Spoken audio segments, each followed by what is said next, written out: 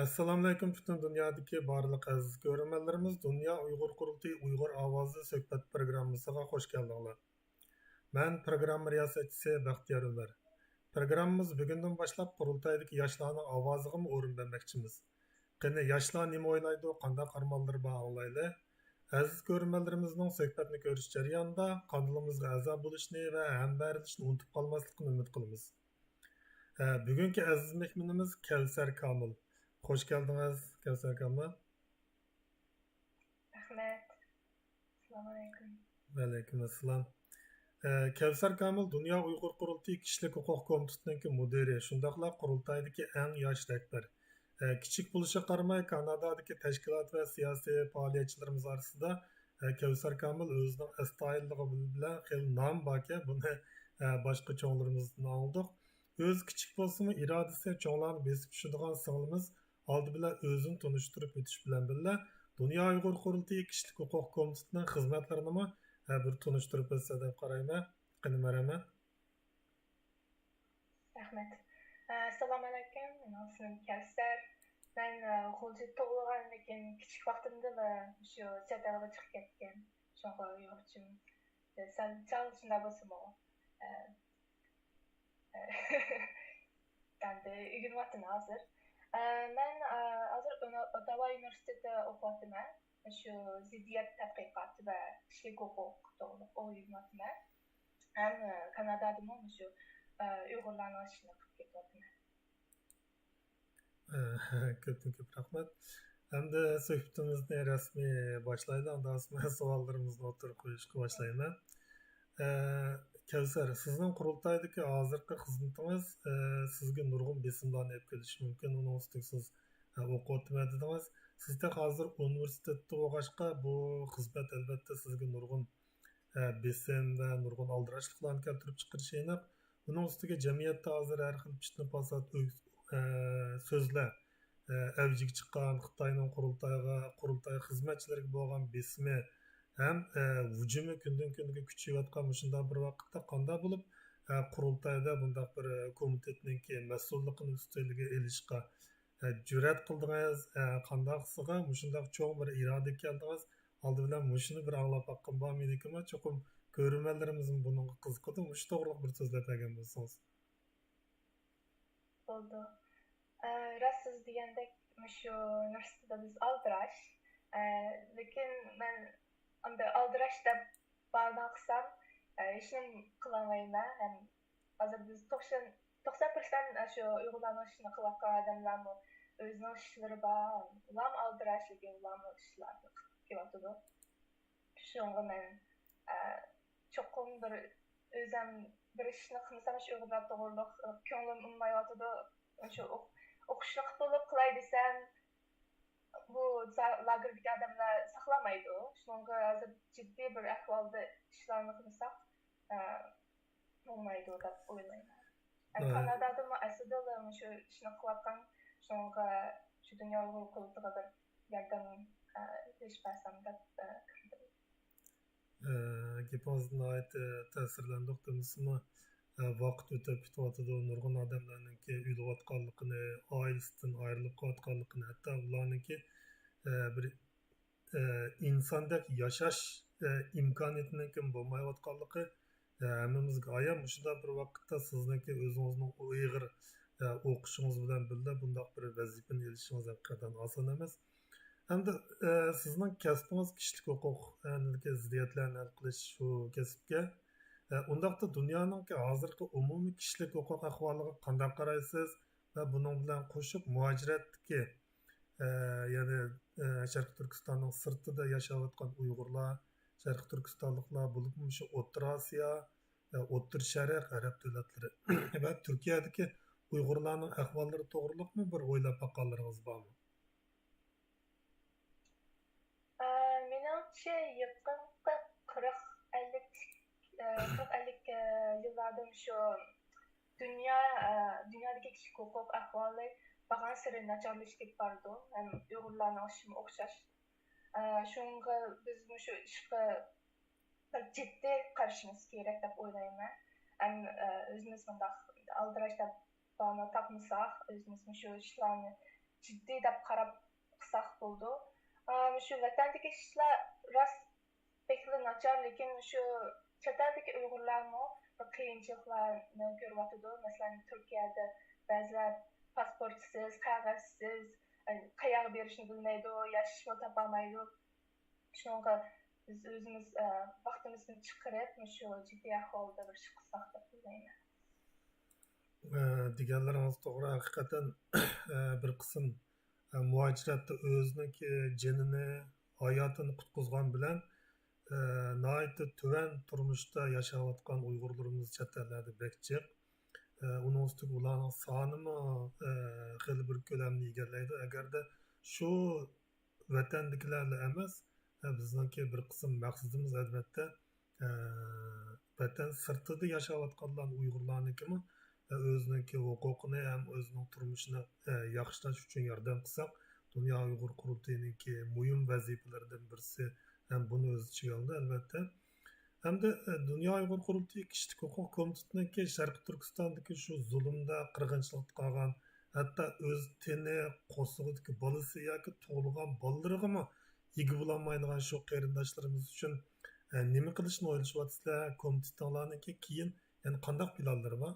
Qanchalik odam bor komitetda? Bu komitetni bir tanishtirib bergan bo'lsangiz. Rahmat. Oldu. Biz komitede hazır işlerken adam onun atrafında, şuna belki bu çok emas, lekin biz mühendimiz katı işlevatımız. Başta Uygurlar kişilik hukuk degan zaten nimaligini başta tanıştırış biz şuna bir planı var. Ben şu yaqinqi bizning yig'inlarda o'zim endi bizning komitete a'zolariga başta kişilik hukukning nimaligini tanishtirdim. Nechgasangiz başta o'zimiz bilishimiz kerak. Ham bizda shu ijroiy komitetlar, boshqa komitetlarni tanishtirgan plan bor. Ondan keyin shu dunyodagi Uyg'urlarga zodi kişilik huquq degan nima ham sizning kişilik huquqlaringiz nima deb tanishtirsak, ondan keyin ular bir ish qilalaydi. O'zining huquqining nimaligini bilmasa, ish qilmaydi ular. Shu Xitoyga tanqilamaydi deb o'ylayman. Ham boshqa komitetlarga biz yordam qilish bir plan bor. Masalan, ayollarning ishi, yoshlarning ishi, ko'chmaklarning ishi hammasi shu kishilik huquqni kirdi. Shunga biz hamma ishni qilib bo'lmaymiz. Shunga ashlar bo'lsin yordam destek deb o'ylayapmiz. Konkret bir tunji qatimda qandaq bir planlar bor demisizmi? Hozir Dunyo Uyg'ur qurultayida 16 komitet bor. Bu 16 komitet agar siz degandek o'zaro hamkorlikni texnik kuchaysa, xizmatlar uning ustiga hozir komitetlarniki xizmat vazifasi bo'libmi, mudirlarniki vazifasi yig'ir oyda bir qitim xizmat doklad topshirish kerak, haftada bir qitim degidek yig'in ochib qilgan xizmatlarni planlash kerak. Hamda shu oraliqda siz boshqa komitetlar bilan texnik konkret qanday hamkorlashmoqchi, andan keyin sizlar o'zinglar shu komitetdagilar tunji bir planlarni qanday boshlamoqchi bo'lasizlar? Rahmat. Shu biz degandek birinchi plan shu kishilik huquqni tanishtirish. Ondan biz bundaq dokladlarni to'plamoqchimiz. Desangiz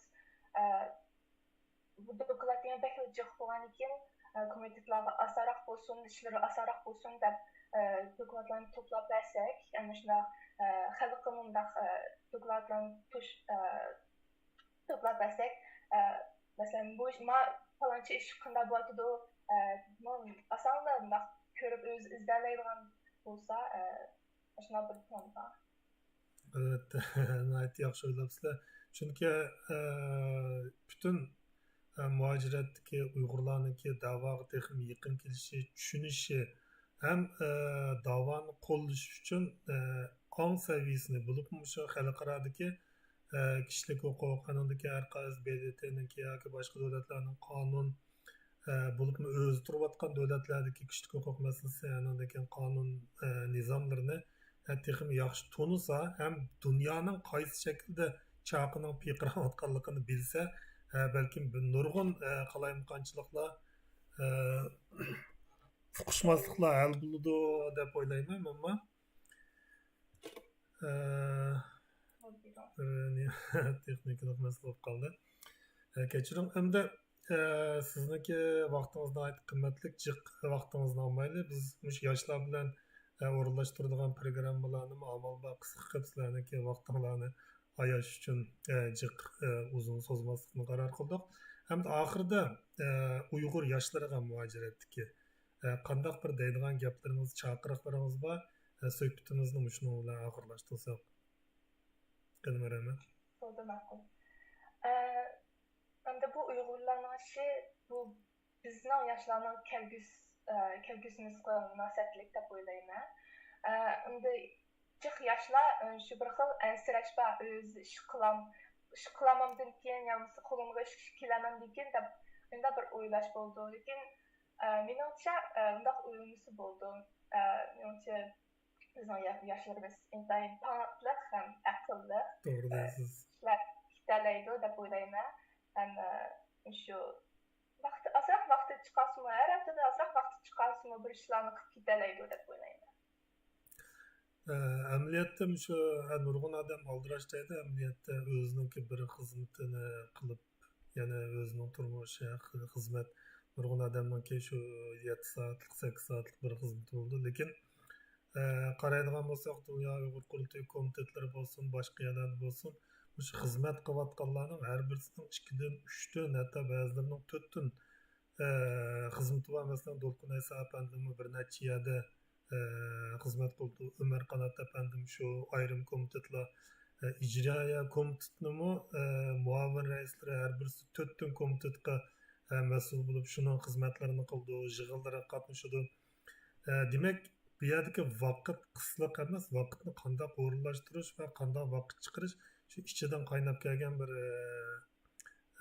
narsa bo'lmasa bu ishni qilmoq haqiqatan tas deganimizdek sizniki shunday kichik turib bir komitetni o'z yelkangizga ilib uningki o'disidan chiqaman deb o'zingizni ko'rsatganingizga opiran. Qimmatli vaqtingizni chiqarib programmamizga kelganingizga ko'p rahmat Kavsar. Biz ishlarimizning texnik o'ngishli bo'lishini, o'qishimizning utuqli bo'lishini umid qilamiz. Shuning bilan birga programmamiz bu yerda oyoqlashdi. Qadrli ko'ruvchilarimizning qimmatli diqqatiga rahmat. Saytimizni texnik yaxshilash uchun fikr takliflar bo'lsa qizg'in qarshi olamiz. Aziz ko'ruvchilarimizning qadrimizga a'zo bo'lishni, hambarlashni bo'lsa taqib qo'yishni unutmasliklarini umid qilamiz. Xush vaqt bo'linglar. Allohga omonat.